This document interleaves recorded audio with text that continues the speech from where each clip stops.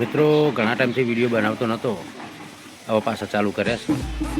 ચમ ચાલુ કર્યા કારું ગરમી બહુ લાગે, મોંઘવારી વધી જઈ, પેટ્રોલ ડીઝલમાં ભાવ વધી ગયા, ગેસમાં વધી ગયા, ઘેર વધવાના ગેસમાં વધી ગયા, હરેક વસ્તુમાં ભાવ વધી ગયા.